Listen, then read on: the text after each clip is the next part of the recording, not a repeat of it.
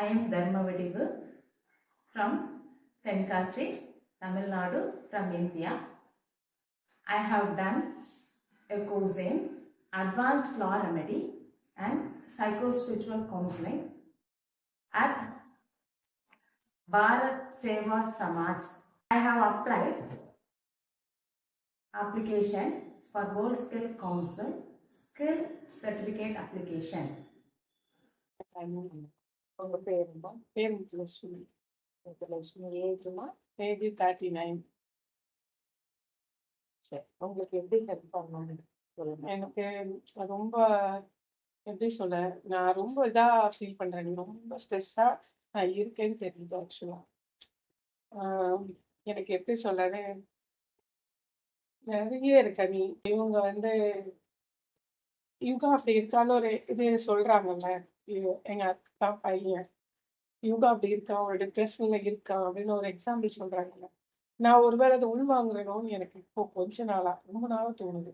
நான் அதை எடுத்துக்கிறேனா, நான் எடுத்துக்கிறேனா, அதனால நான் அப்படி இருக்கேனா, இல்லை ஏற்கனவே நான் அப்படிதான் இருக்கேனா, அவங்க சொல்ற சென்டென்ஸ் தான் எனக்கு தோணுது அப்படிங்கிறதெல்லாம் நான் ஃபீல் பண்றேன்.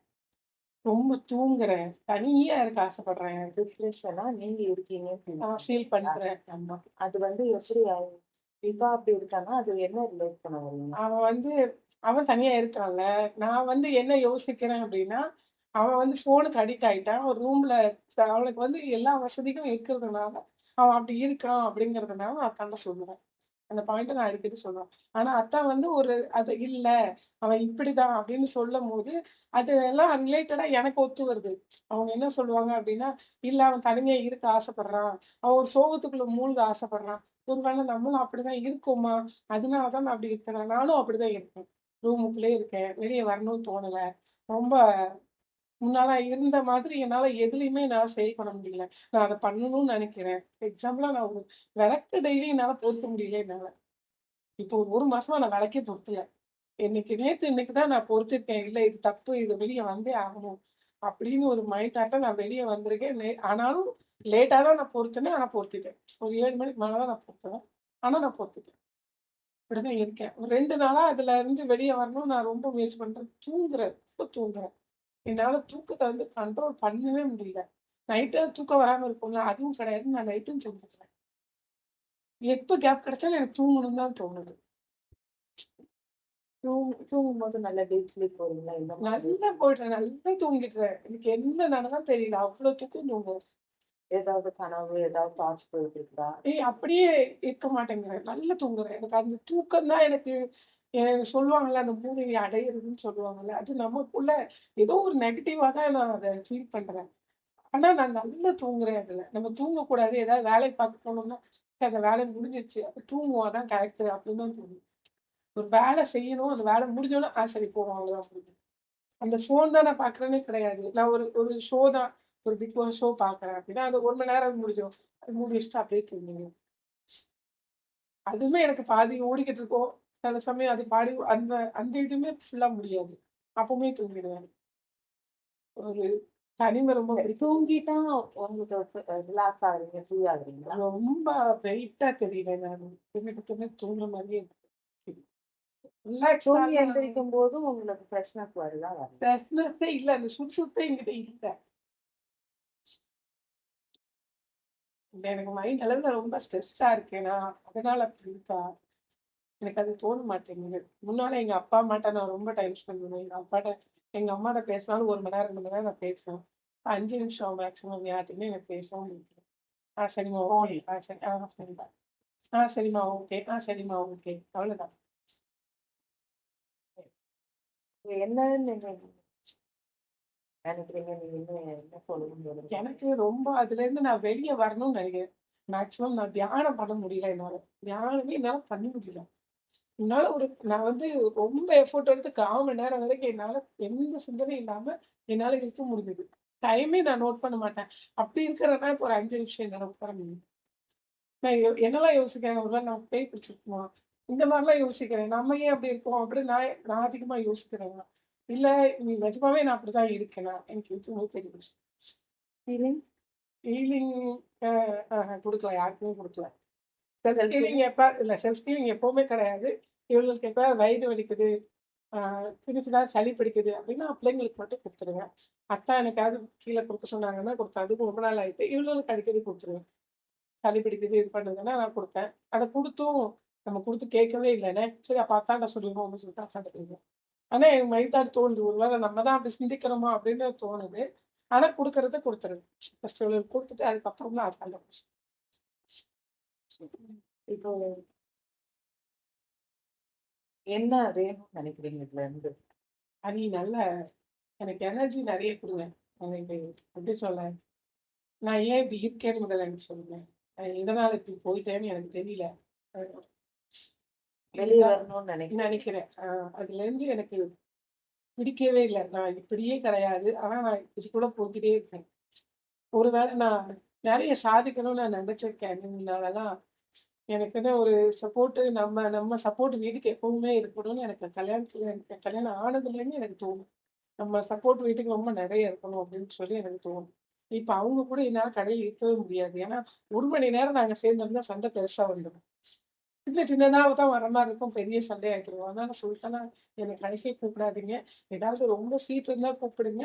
இல்லைன்னா ஏதாவது ரொம்ப சீட்டு நிறைய போட வேண்டியது வேலை இருந்ததுன்னா வேலை அதிகமா இருந்தா கூப்பிடுங்க. மற்றபடி நான் கடைக்கே வரமாட்டேன். எனக்கு கடைக்கு கூப்பிடாதீங்க அப்படின்னு சொல்லி நான் சொல்லிட்டேன்.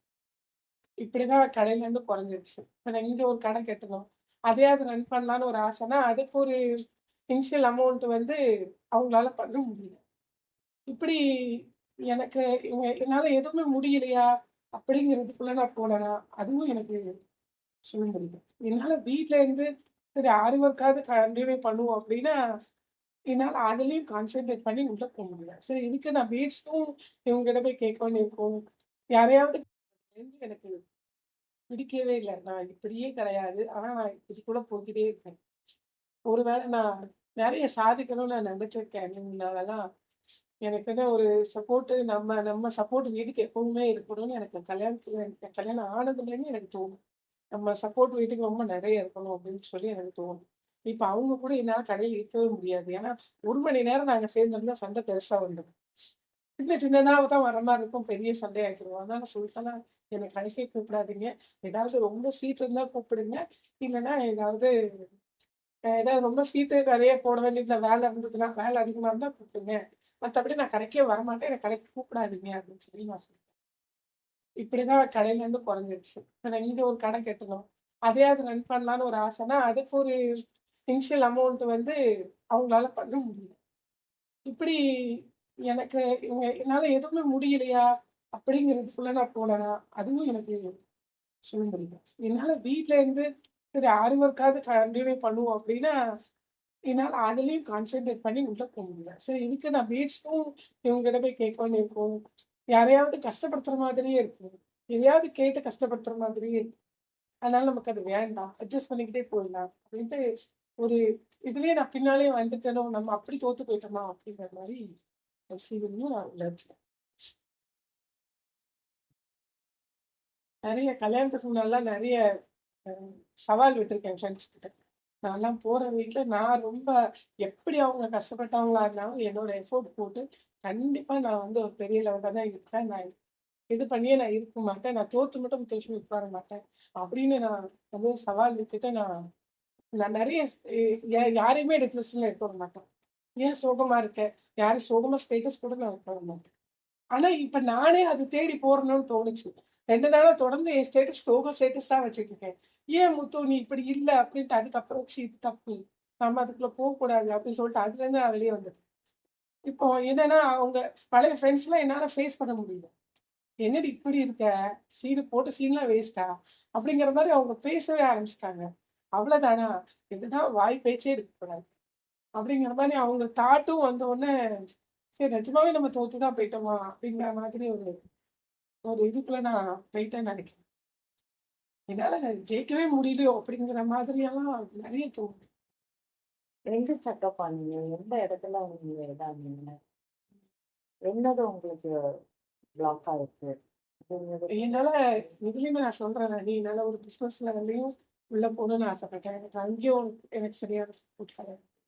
எங்கேயும் நான் பண்ணணும்னு நினைச்சு தான் அந்த கடையை நான் ஆரம்பிக்க சொன்னேன். பட் இது தொட்டி முடிக்க 2 வருஷம் ஆச்சு. என்னால் பண்ண முடியல. ஆஹ் இப்படி நிறைய இருக்கு.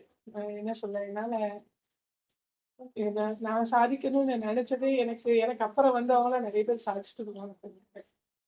ஒருவேளை அதையே நான் தாங்கி போக முடியலையா, இல்லை என்ன முடியலங்கிறதுக்கு நான் போறேன் அப்படிங்கிறதும் எனக்கு தெரியல.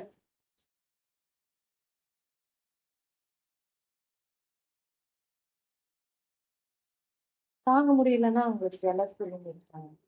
இருக்கலாம், நீ எனக்கு நிறைய இருக்கு, அதை நான் ஒத்துக்கிறேனே. எனக்கு இருக்கு. எனக்கு எனக்கு அப்புறம் என்னை விட கஷ்டப்பட்டவங்க, என் இதுல இருந்தவங்க, நான் வந்து அட்வைஸ் பண்ணவங்க கூட எனக்கு மேல அவங்க போயிட்டாங்க. அஹ் ஒரு ஒரு லெவல்ல ரீச் ஆகி கூட அவங்க இருக்காங்க.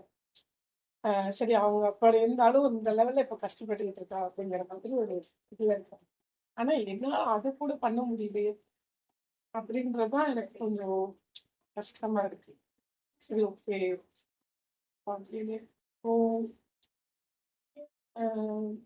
லைக் எப்படி சொல்ல, நான் வந்து அந்த பொண்ணு இப்போ நாங்க பேசிட்டு இருந்தோம்னு ஒரு குரூப் ஆஃப் 5-6 பேர் இருந்துச்சு. சரிங்களா, அதுல ஒரு பொண்ணு இறந்துட்டா. சரிங்களா, மற்ற எல்லாருமே சொந்த பிஸ்னஸ் வச்சு கடை வச்சு, கோயிலாசல்ல ஒரு பொண்ணு கடை வச்சிருக்காங்க, பெங்களூர்ல ஒரு பொண்ணு ஹோட்டல் வச்சிருக்காங்க.